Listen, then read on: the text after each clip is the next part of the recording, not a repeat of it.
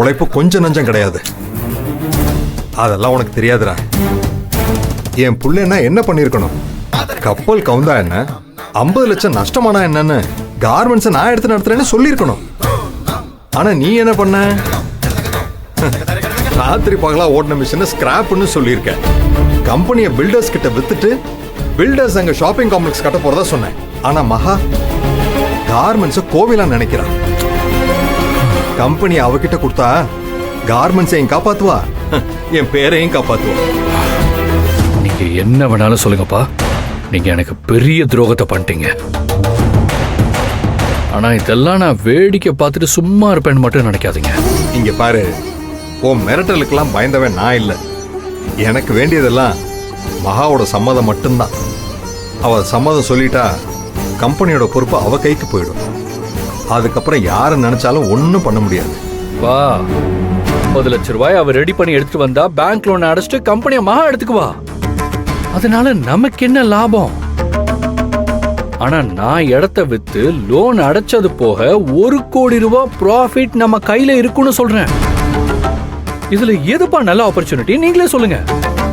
எனக்கு அப்புறமும் நான் உருவாக்கின கம்பெனி நிலைச்சு நிக்கணும்னு ஆசைப்படுறேன். இந்த கம்பெனியை அழிச்சிட்டு நீ கொடுக்குற 1 கோடி ரூபாய் பணத்தை வச்சுட்டு நான் என்னடா பண்ணுவேன்? அஸ்வன், எல்லாத்தையும் பணத்தால மட்டும் எடை போட முடியாது. லைஃப நீங்க பிராக்டிகலாவே பார்க்க மாட்டேங்கிறீங்களேப்பா. What is sentiments? இதுதான், இந்த சென்டிமெண்ட்ஸ் தான் உங்களை இவ்வளவு பெரிய தோல்விக்கு ஆளாக்கி இருக்கு. ஒருவேளை மகா கம்பெனியை நடத்துறேன்னு சொல்லி அவங்களால பணத்தை ரெடி பண்ண முடியலன்னா பேங்க்காரன் பாட்டுக்கு கார்மெண்ட்ஸை ஏலத்துல விட்டு போயிட்டே இருப்பான். அப்படி ஏலத்துல விட்டான்னு வச்சுக்கோங்க, நமக்கு எதுவுமே மிஞ்சாதுப்பா. நம்ம யாருக்குமே எந்த யூஸுமே இல்லாம போயிடும். இப்ப நீ சொல்ற எல்லாமே மகா கம்பெனியை எடுத்து நடத்தலன்னா தான் மகா கிட்ட இருந்து நல்ல பதில எதிர்பார்த்துக்கிட்டு இருக்கேன்.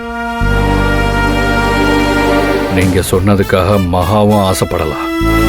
ஆனா ஒருவேளை மகாவால பணத்தை ரெடி பண்ண முடியலன்னா அப்ப என்னப்பா பண்ணுவீங்க? அப்படி முடியலன்னா கார்மெண்ட்ஸ் நான் உன்கிட்டே கொடுத்துட்றேன். பேச்சு மாற மாட்டீங்களே? நான் எதுக்கிட்ட பேச்சு மாறுறேன்? ஏற்கனவே மகாவை கூட்டிட்டு வா, டாக்குமெண்ட்ஸ்ல கையெழுத்து போடுறேன்னு சொல்லி கையெழுத்து போடாம ஏமாத்தினவர் தான் நீங்க. அப்படி ஏமாத்தினதுக்கு காரணம் நீடா. சரி, நான் கேட்டதுக்கு பதில் சொல்லுங்க. மகா கார்மெண்ட்ஸை எடுத்து நடத்த சம்மதிச்சு அவளால பணம் ரெடி பண்ண முடியலன்னா அப்ப நான் கம்பெனியை உங்ககிட்ட கொடுத்துட்றேன். பேச்சு மாற மாட்டீங்களே? அது எனக்கு பழக்கம் இல்லடா. பார்க்கலாம்.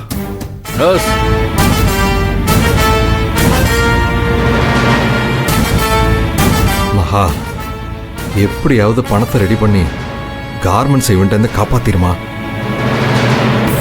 என் கம்பெனி என்னைக்கும் நிலைச்சு நிக்கணும்னா அது உன் பேர்ல இருந்தா மட்டும்தாமா நடக்கும். என் அப்பா சொன்னாருன்னு எப்படியாவது பணத்தை ரெடி பண்ணி கொடுத்துட்டு கம்பெனி ஆக்குபை பண்ணிடலான்னு பார்க்காதீங்க. அப்படி ஏதாவது பண்ணீங்க அப்புறம் நான் பார்த்துட்டு சும்மா இருக்க மாட்டேன். பயந்தா வாழ்க்கையில முன்னுக்கு வர முடியாது.